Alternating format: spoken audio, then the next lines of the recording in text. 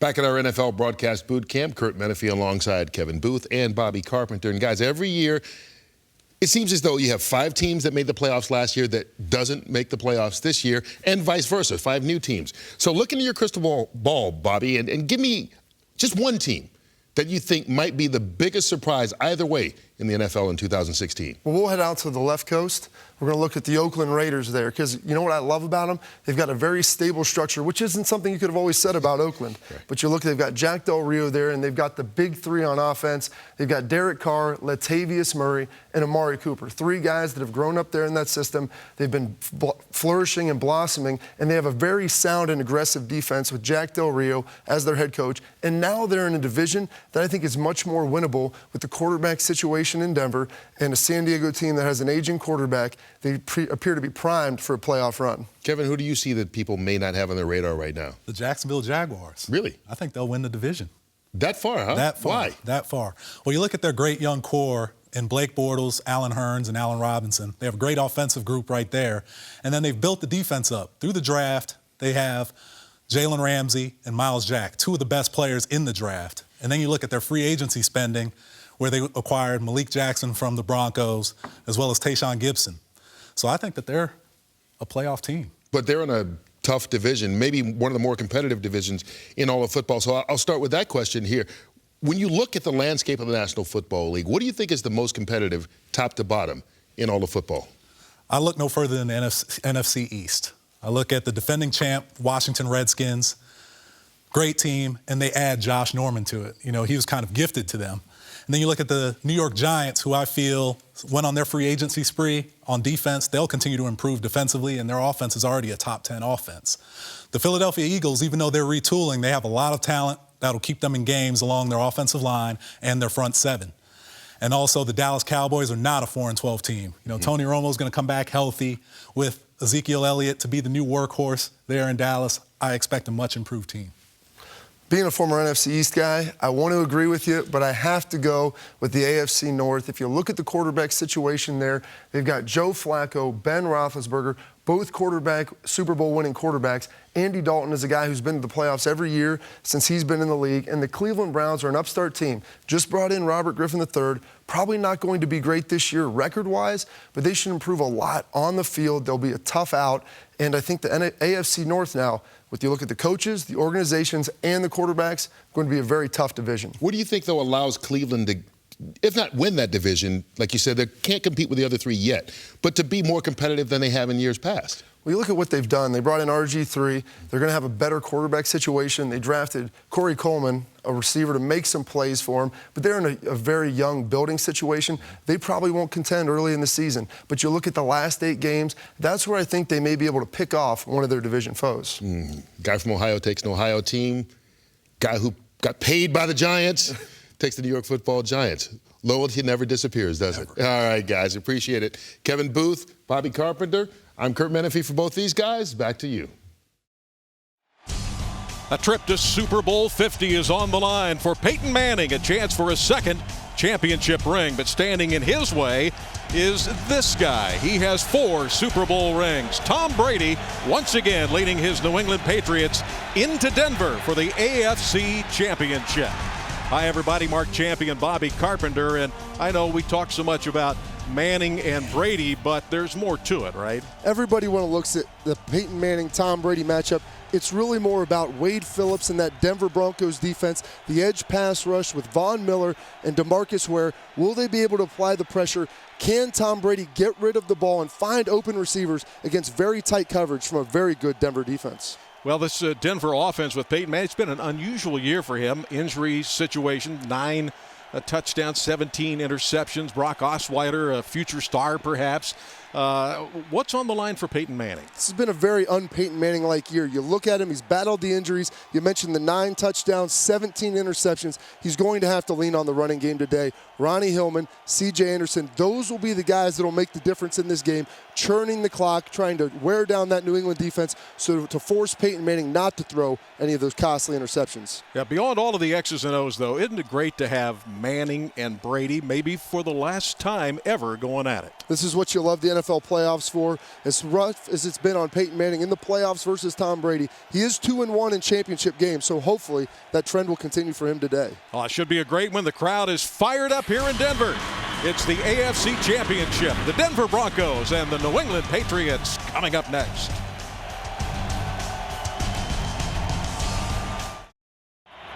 Merrill Reese and Bobby Carpenter back at Mile High in Denver, where the Broncos lead the Patriots 20-12. Third down. The Patriots have been frustrated all afternoon, and this is another example, Bobby.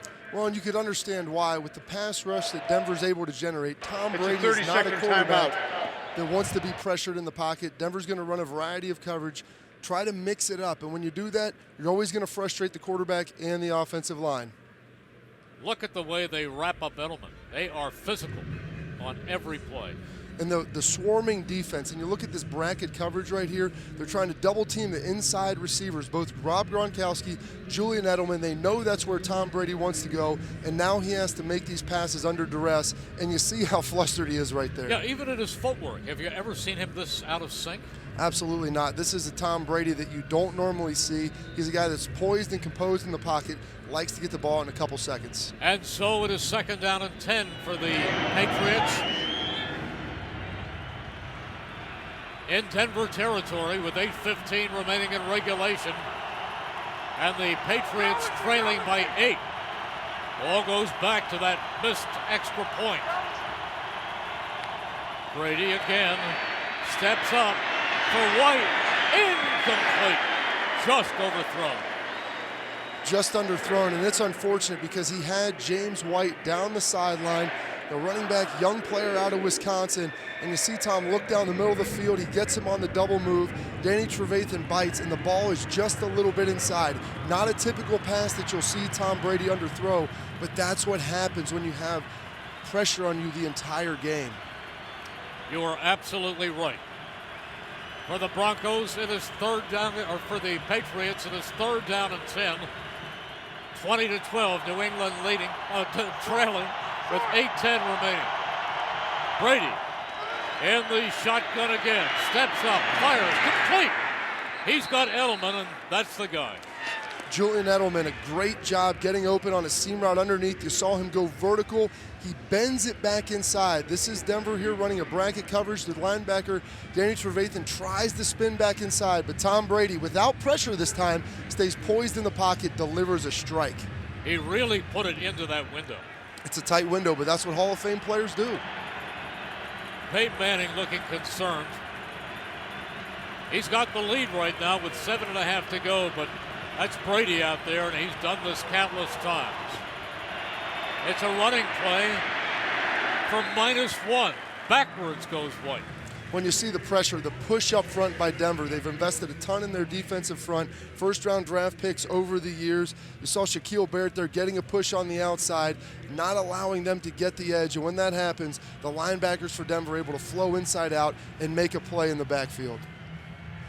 The question is for me, can TJ Ward get back in this game and provide a lift for this defense in a big situation? That was a big loss for Denver. 2nd down and 11. As Brady again barks the signals. Under 7 to go in regulation. Brady going deep for White. Incomplete again. Just overthrown. You saw them attacking Danny Trevathan one more time. They're playing man coverage. Denver with Wade Phillips loves to do this. It's a trademark package of his. He loves to get the linebackers on the running backs. Typically, running backs will be aligned in the backfield. New England flexing out James White. So you see the man coverage right there. It's obvious. They attacked it earlier. It was underthrown. Tom Brady just puts this out of his reach and misses a great scoring opportunity. And another key play for the Broncos, 3rd and 11. Ball at the 27. Over the middle. Short of a first down as Amendola extends, but he's a yard short. Unbelievable effort there by Danny Amendola. You saw Darian Stewart come flying up. It looked as though the coverage may have got a little loose. It appeared that they were in tight man underneath, but Danny Amendola did a great job tightening it up. So instead of it being a 4th and 4 or 4th and 5, New England now staring down a 4th and 1, where you love your play calling options if you're an offensive head coach. Bobby Carpenter, are you surprised that they're going for it? Not at this point. It's been a defensive battle. When you get down there, you got to take advantage of the opportunity. Here it is, Brady under center. How about some play action right here? That's what it is with Ware in his face, and they've got Edelman short. What a great job right there. Chris Harris following back across to see him locate Edelman, do a great job on a little slide screen. DeMarcus Ware, great pressure off the edge and forces Tom Brady to throw it early. And so once again, the Broncos hold and continue to lead 20-12.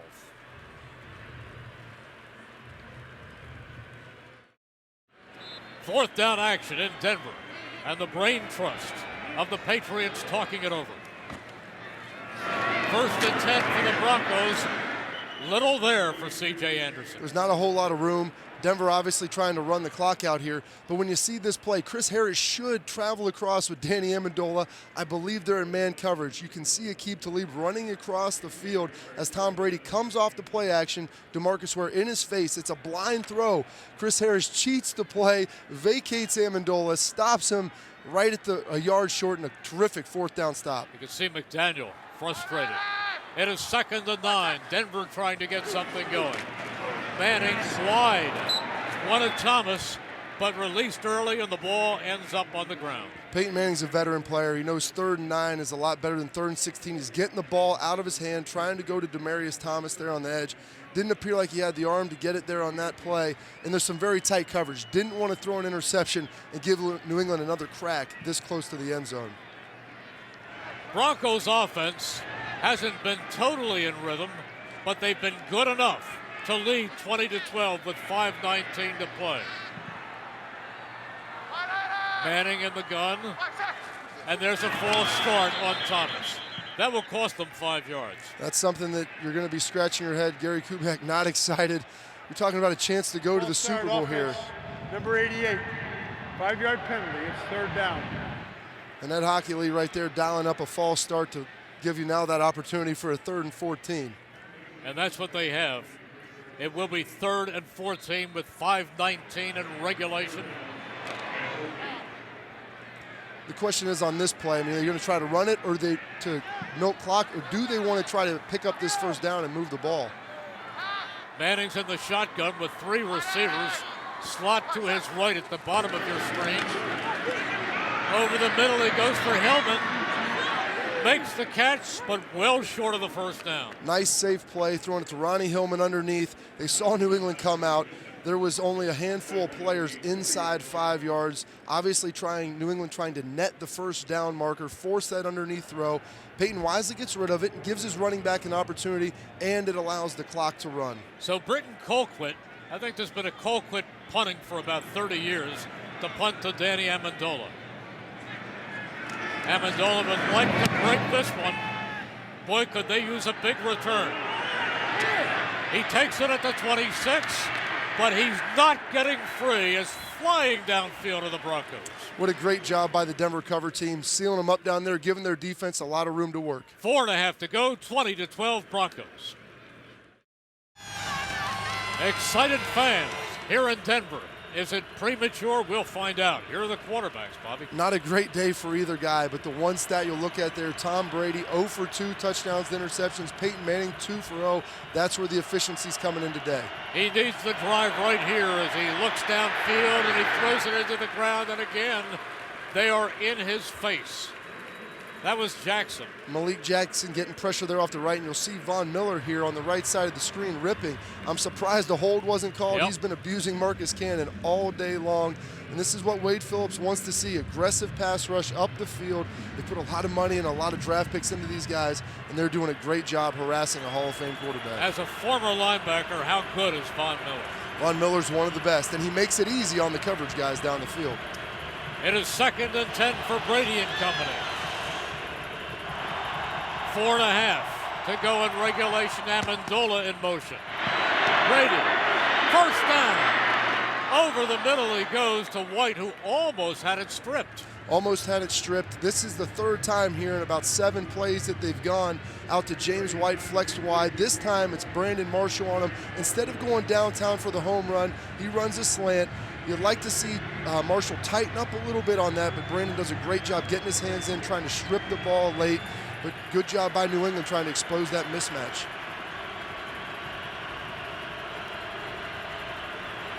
First and 10. Brady back again. Over the middle, Gronkowski leaping. Deep into Broncos territory goes Gronkowski. Well, when you're struggling on offense and you're Tom Brady getting pressure, there's one guy that you know you want to go to. That is your Pro Bowl tight end, Rob Gronkowski. You see him right there working Danny Trevathan, gets on top of him, and as only Tom Brady can do, slide it in there right underneath the safeties. DeMarcus Ware closing in. But if you give him 3.5 seconds, Tom Brady is going to find his guy. That picked up 28 yards.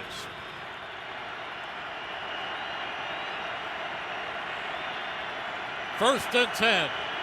Broncos inside the 30. Or the Patriots inside the 30. And the Broncos make the tackle on Gronkowski. You see right here, instead of going downtown with him, run a nice little 5-yard out, get it to him quick, move the ball, get to a 2nd and 5. That's the extra point responsible for the 8-point deficit. And that's right there. It comes back to Hunch and Steven Gostkowski, Pro Bowl kicker, a guy that doesn't miss many extra points, 33 of 36 on the season, long of 57, but he's going to need more than that right now, down 8. It is 2nd down and 5. Have to get to the 18. Brady over the middle, short. Flag, defensive holding. Flag down, appears to be defensive pass interference or maybe holding right there. Tom Brady has been going to James White. He's been aligned at the top of the screen there to his right all Before second the half. pass is thrown, holding, defense number 54. 5-yard penalty for the previous spot. Automatic first down. You know, and give Josh McDaniels credit. They're pulling out the full route tree for James White here, running takeoffs. He's been running slants. Now he runs a little H angle, going outside, dipping back underneath, and really does a great job working Brandon Marshall and drawing the penalty. So the Patriots are definitely in scoring territory. They have a 1st and 10. Ball at the 18. 2:37 to go in regulation as Brady on an out to White for 9 yards. That's the matchup that they're going to be going to. They love it. They've been working James White. You saw him motion Julian Edelman down from the top of the screen to draw the coverage in, run White to the flat, pick up an easy 7, 8, 9 yards there and continue to move the chains. 2:33 remaining. At this point, is McDaniel already thinking about a 2-point conversion? Well, absolutely. You want to have that play in the hopper right now because if you score, you're not going to have much time to try to tie it with a 2-point. 2:33 remaining. Brady incomplete with pressure in his face. 2.5 to go. Denver that far away from the Super Bowl. Thanks, Chip. We're here in Mount Laurel, New Jersey at Sports Authority talking about the NFL's elimination of the 2-man chop block. Basically what this rule states is an offensive lineman now will be prohibited from chopping a defensive lineman while he's currently engaged with another offensive player. To discuss this rule further, we're going to go to 9-year NFL veteran Braylon Edwards. Braylon, you may be a wide receiver, but how do you see this affecting the offensive game? Early on in the year, I see it affecting the quick game, the passing game. A lot of times when you get those defenders on the ground, the quarterback is allowed to get that ball in those tight windows on slants, inside slants, especially on blitz plays. Now that you can't do that, those guys are going to have to stand up and fight in the trenches, which means quarterback may not be able to get the ball over their helmets. Well, being a wide receiver, we all know that you're going to be interested in the passing game, but how about the running game? You know, with the dynamic offenses they have in the NFL now, you're a guy that could be lining up in a cut split, potentially seeing wide receivers motion down. The way that they try to block them typically is trying to cut those defensive linemen due to their size disadvantage. Is this something you think that will come into play for receivers as well? It could. We used to run a play with the Jets where the tackle would put his hands on the defender on the outside, and once he moved, I would then cut the defender. Now that I can't do that, I'm going to be forced to go up against the defender. Imagine me against Julius Peppers. I don't think it ends so well. Doesn't end well. Real quickly, the safety aspect of this, Braylon, you want to see players healthy. Do you think this will enhance the safety of the game? I do. You see a lot of unnecessary hits and injuries as related to this rule that we're erasing this year. So I think it's going to save guys' knees, and a lot of players will extend their careers. Thank you, Braylon. This is Bobby Carpenter from Mount Laurel, New Jersey. Back to you, Chip. One rule change for the 2016 season is the elimination of all 2-man chop blocks or combo plays. The goal is to reduce knee injuries to defensive linemen. Last year, if a defensive player was engaged with an offensive lineman, he could be blocked low by another player in certain situations. This year, if a player is engaged, any low block by another offensive player will result in a penalty. Now, one-on-one chop blocks are still legal. Teams like Denver and Seattle, which feature zone blocking schemes, will still use one-on-one cut blocking, as well as teams that feature quick passing packages. The rule in theory seems simple. Eliminate low blocks to eliminate injuries. By adding another rule to an already complicated rulebook, it begs the question, can this penalty be consistently enforced?